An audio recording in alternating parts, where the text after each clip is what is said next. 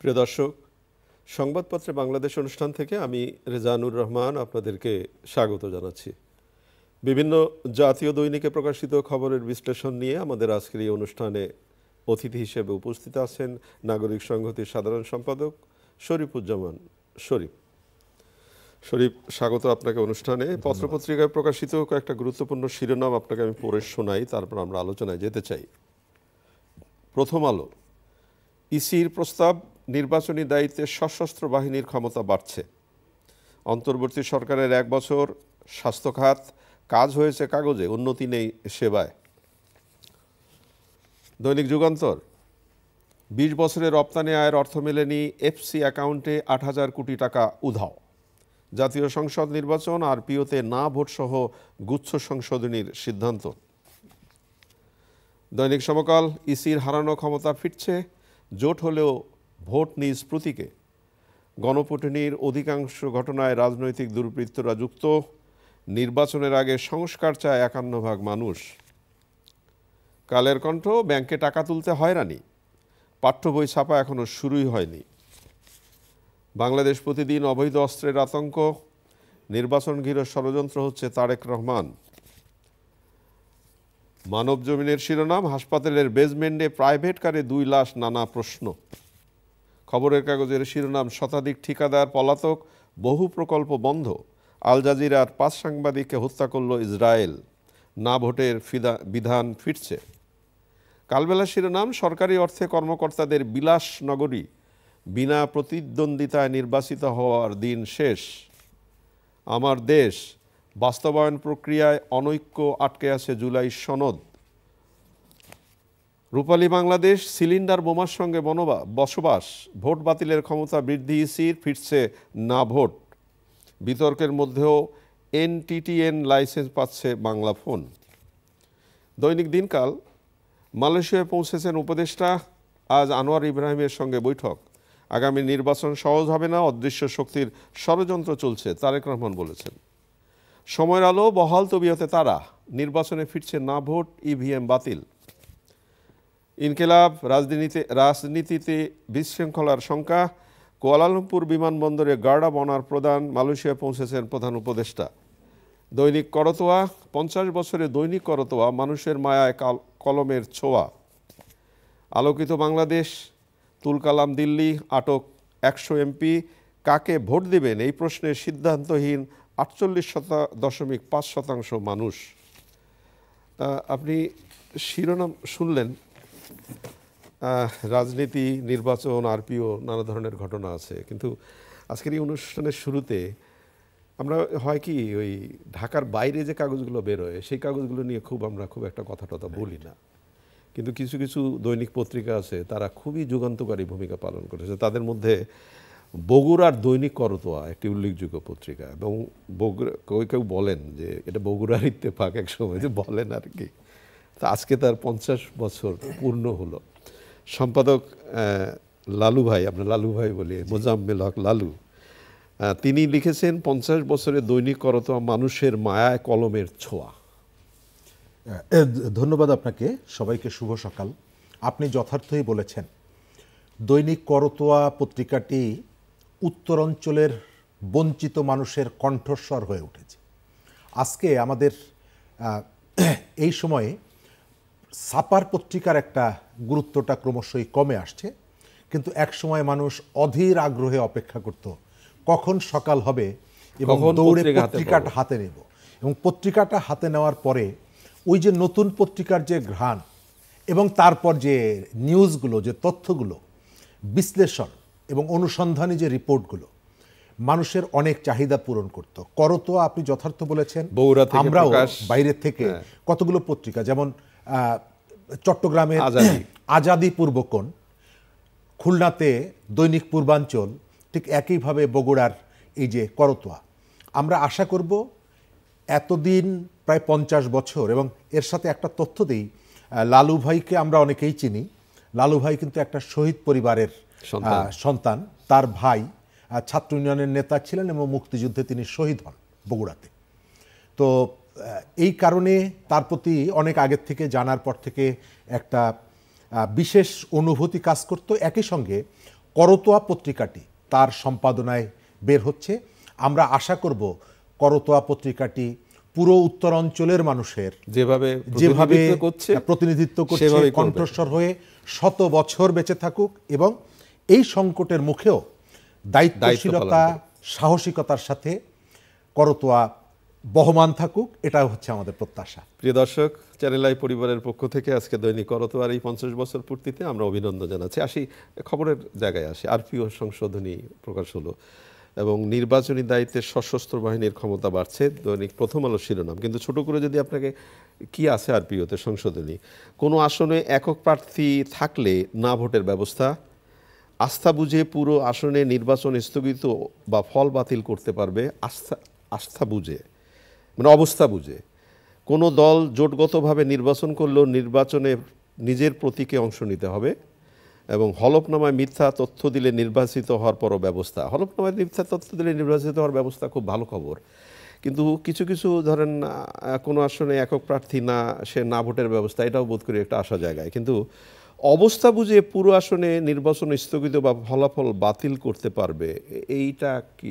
আচ্ছা, একগুচ্ছ প্রস্তাবনা বলা হয়েছে। আমার অবজারভেশন হচ্ছে একগুচ্ছ চালাকি ও এর মধ্যে আছে। একগুচ্ছ চালাকি, রাইট। আমি আপনাকে পয়েন্ট টু পয়েন্ট বলে দিতে পারবো। এখানেও চালাকি, চালাকিটা আছে। আমার নিজের কতগুলো অভিজ্ঞতা আছে। যেমন আমি নিজে 2018-তে যে নির্বাচনটি হয়েছিল, সেই নির্বাচনের প্রার্থী হিসাবে আমার কতগুলো প্র্যাকটিক্যাল এক্সপেরিয়েন্স আছে। আচ্ছা আচ্ছা। এই যে হলফনামার যে তথ্য, এটি আসলে ইলেকশনের পরের দিন নির্বাচন কমিশন পুরোপুরি নির্ভর হয়ে পড়ে বিজয়ী দলের প্রতি। তাদের যত ধরনের আইন বিধি সবগুলো প্রযোজ্য হচ্ছে দুর্বল প্রার্থীদের জন্য। নির্বাচনকে ঘিরে তাদের একটা বড় বাণিজ্য আছে। কার? ইলেকশন কমিশনের। তাই একটা বড় বাণিজ্যর জায়গাটা হচ্ছে ভোটার লিস্টের জন্য একটা সিডি তৈরি করে এবং প্রত্যেক প্রার্থীকে ওই সিডিটা কেনা বাধ্যতামূলক, কিনতেই হবে। আচ্ছা। এবং একটা সিডিতে এখন সম্ভবত 14 বা 15 হাজার টাকা একটা সিডি বিক্রি হয়। স্বাভাবিকভাবে আজকের যুগে এটি স্বীকৃত, অনেক ইনফরমেশন আপনার কাছ থেকে আমি নিতে পারি। একজন প্রার্থী একটা সিডি কিনে আনলেন, এটি নির্বাচনী এলাকায় ভোটার লিস্টের যুগে আপনি ওইটা কেন, আপনি যদি অনলাইনে দেওয়া থাকে আমি ওখান থেকে তুলে নেব। এটি হচ্ছে তাদের একটা বিজনেস, একটা বড় বাণিজ্য। এবং সারা দেশে হাজার হাজার যে প্রার্থী, প্রত্যেকের কাছ থেকে 10,000 টাকা, তাকে মিনিমাম 10,000 টাকা দিতে বাধ্য। সেকেন্ড জায়গাটা হচ্ছে আমরা না ভোটটা চেয়েছিলাম, কিন্তু তারা যেটা করেছে বিনা প্রতিদ্বন্দ্বিতায় যাতে কেউ জিততে না পারে। কোনো একটা নির্বাচনী এলাকায় দুজন একই মানের সন্ত্রাসী নির্বাচনে প্রতিদ্বন্দ্বিতা করছে। আমি ভোট কেন্দ্রে যাব, আপনার ভোটের কাস্টিংটা কমে আসার পেছনে এটি একটা ভূমিকা রাখে। দুটো গুন্ডা বা দুজন অপরাধী, আমার দৃষ্টিতে আমি দেখছি যে এই দুইজনের কেউকেই ভোট দেওয়ার যোগ্য না। সেখানে ব্যালটে নো থাকা উচিত ছিল। আমি ভোট কেন্দ্রে উপস্থিত হব, এদের কারোর প্রতি আমার কোনো আস্থা নেই, আমি না ভোট দিব। প্রত্যাশা ছিল এটা, চাহিদা ছিল এটা, কিন্তু তারা যেটা করলো বিনা প্রতিদ্বন্দ্বিতায় যাতে কেউ জিততে না পারে, মানে আমি সেই ধরনের না বলতে পারবো। রাইট, আপনি শুধু না বলতে পারবেন যেখানে একজন প্রার্থী।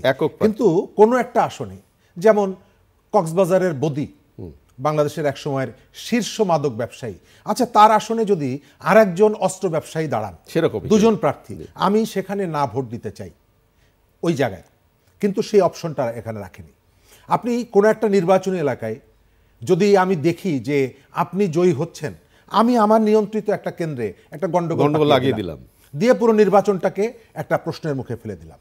সব থেকে ইম্পর্টেন্ট জায়গাটা, আমি জানি না রাজনৈতিক দলগুলোর প্রতিক্রিয়া কি জানাবে, এই যে বড় দলের প্রতীকে ছোটরা নির্বাচন করতে পারবে না, এটি খুব একটা মানে চাতুরতাপূর্ণ একটা উদ্যোগ।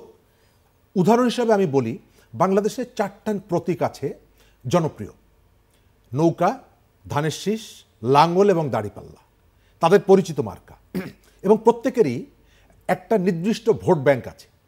উদাহরণ আরও পরিষ্কার করি, ধরেন যে কোনো একটা নির্বাচন এলাকায় ভুলক্রমে সেখানে প্রার্থী নেই, কিন্তু ব্যালটে ভুলক্রমে এই 4টার যে কোনো একটা প্রতীকের ছাপ পড়ে গেল, আপনি দেখবেন সেখানে ওই যে প্রথম যে দুটো দল নৌকা এবং ধানের শীষ, তারাও অন্তত 50, 60, 70 হাজার ভোট পড়ে, কারণ এই মার্কাগুলো জনপ্রিয়।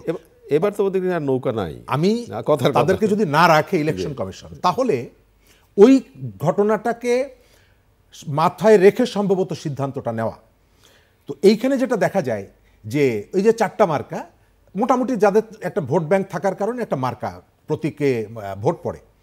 আপনি নৌকা রাখবে কিনা আমরা জানি না এখন পর্যন্ত, ইলেকশন কমিশনের সিদ্ধান্ত। প্রত্যেকটা জায়গায় ধানের শীষ আর দাড়িপাল্লা এটি থাকছে কিন্তু কমন। বিএনপি ধরেন গণসংহতি আন্দোলনের জুনায়েদ সাকি ভাইকে সে তার জোটের প্রার্থী করলো, সাকি ভাইয়ের প্রতীক হচ্ছে মাথাল, অথবা মান্না ভাইকে একটা আসন ছেড়ে দিল, সেখানের অন্য একটা প্রতীক মান্না ভাইয়ের দলের প্রতীক, কিন্তু সেখানে ধানের শীষ না থাকার কারণে ভোটারদের দৃষ্টিটা তিনি আকৃষ্ট করতে পারবেন না। আর ওই আসনে দ্বিতীয় জনপ্রিয় বা পরিচিত প্রতীক হওয়ার কারণে দাড়িপাল্লা, ভোটটা যাবে দাড়িপাল্লায়। ফলে বিএনপি যে সমস্ত ওই জায়গায়, যে আপনি যেটা কি এটা কি মনে করছেন যে একটা মাইন্ডসেট তৈরি হয়ে আছে তার কারণে এই জায়গাটা তৈরি হবে? এটা খুব সূক্ষ্মভাবে কৌশলে একটা অংশের প্রতি, একটা পলিটিক্যাল পার্টের প্রতি এক ধরনের দুর্বলতা অথবা কৌশলে তাদেরকে এগিয়ে রাখা। আপনি যে সন্দেহ শঙ্কার কথা বলছেন, রাজনৈতিক দলগুলো কি বুঝতে পারছে? আমি জানি না। আমি আপনাকে আবার মনে করিয়ে দিই, 91 সালে জি, ঢাকায় একটা আসনে কে ওবায়দুর রহমান নির্বাচন করেছিলেন। আচ্ছা, এবং তিনি যে আসনটিতে দাঁড়িয়েছিলেন, সাদেক হোসেন খোকা, কে ওবায়দুর রহমান, শেখ হাসিনা ওই আসনটিতে দাঁড়িয়েছিলেন। আপনার খেয়াল আছে? আচ্ছা, সাদেক হোসেন খোকা ওই নির্বাচনে জিতেছিলেন, শেখ হাসিনা সম্ভবত 12-14 হাজার ভোটে ফেল করেছিলেন। এবং কে ওবায়দুর রহমানের মার্কা ছিল জাহাজ, এবং জাহাজ প্রায় 25,000 ভোট পেয়েছিল। তো পরে অনেক ভোটার বলেছে যে বড় নৌকায় ভোট দিয়েছি। তো সিমিলার প্রতীক থাকলে এই ধরনের ঘটনা কিন্তু ঘটে, এবং এর ভেতর থেকে আপনি মনস্তাত্ত্বিকভাবে একটা ক্যাম্পেইন আপনি করতে পারেন। আমি এই জায়গাটায় দেখছি আগামী নির্বাচনে বিএনপি তার দীর্ঘদিনের মিত্র যারা, তাদেরকে যতগুলো আসন ছেড়ে দিবে ঠিক ততগুলো আসনে তাদের এই কৌশলের কারণে তাদের পরাজিত হওয়ার সম্ভাবনাটা বেশি। আর এর ভেতর থেকে রাইট, আমি একেবারে বাস্তবতা, আপনি থিওরিটিক্যাল অনেক কথা বলতে পারেন, কিন্তু বাস্তবতার কথা বলছি। কারণ ওই যেটা বললাম, ভুল ক্রমেও যদি একটা ব্যালটে ধানের শীষ, দাড়িপাল্লা, লাঙ্গল, নৌকা এই প্রতীকগুলো ছাপও পড়ে, আপনি দেখবেন 20, 30, 40, 50 হাজার ভোট সেখানে পড়ছে। কারণ মানুষ আসলে মার্কায় ভোট দেয়, এই মার্কাগুলো জনপ্রিয়তা পেয়েছে মানুষের কাছে, এবং তার জনপ্রিয়তার আছে, মানে সবই যে একই রকমের একই মাত্রার জনপ্রিয়তা না। তো এর ভেতর থেকে ধানের শীষ যে সমস্ত আসনে না থাকবে ব্যালটে, সেইখানে জামাতের দাড়িপাল্লা যদি থাকে, ওই ভোটটা চলে যাবে প্রথমে আপনার জনপ্রিয় মার্কারি অনুযায়ী দাড়িপাল্লা। এটি হচ্ছে বাস্তবতা। আমি থিওরিটিক্যাল আলোচনা করছি, আশঙ্কা প্রকাশ করছেন, আমি বাস্তবতার কথা বলছি।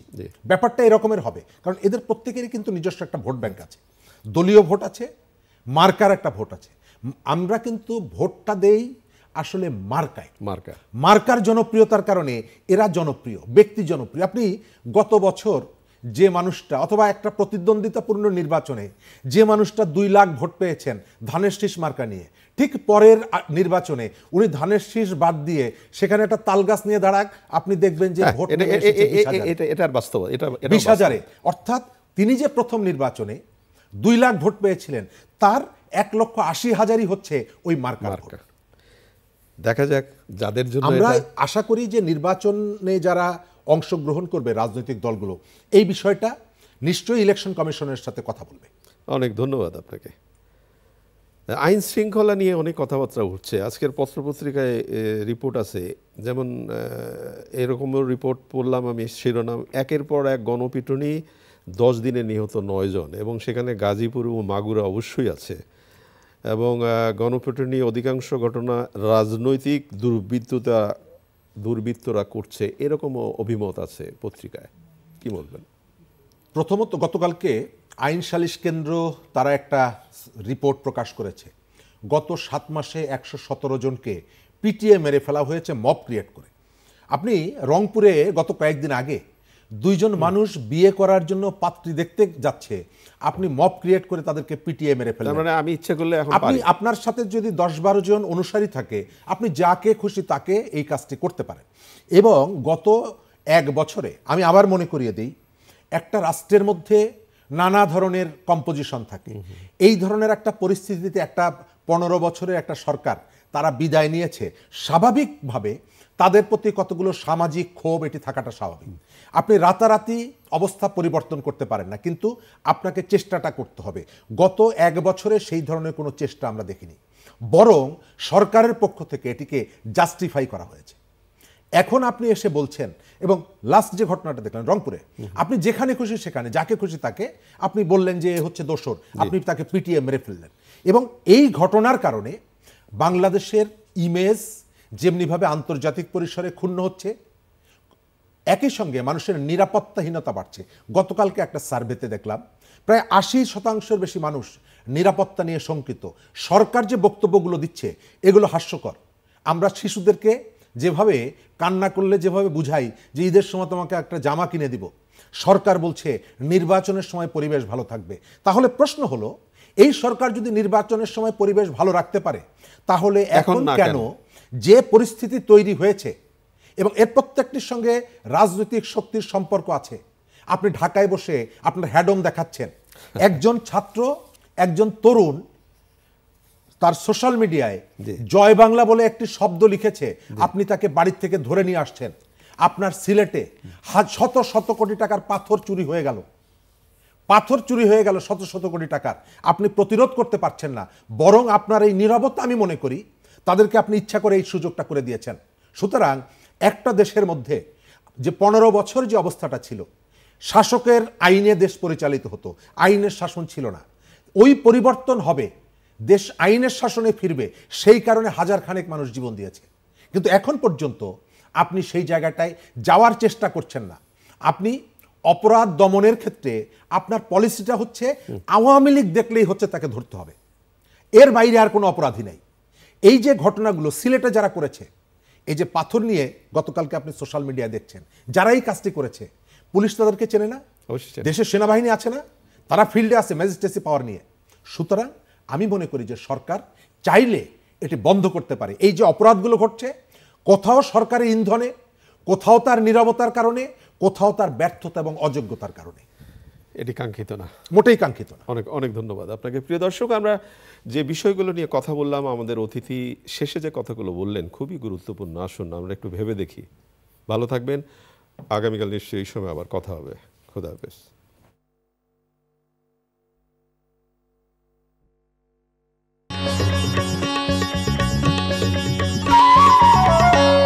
আপনারা দেখছেন চ্যানেল আই। প্রিয় দর্শক, এখন আপনারা দেখবেন সাম্প্রতিক বিষয় নিয়ে মুক্ত আলোচনা অনুষ্ঠান জিপিএইচ ইস্পাত তৃতীয় মাত্রা, পরিবেশিত হচ্ছে বেস্টওয়ে গ্রুপের সৌজন্যে। অনুষ্ঠানটি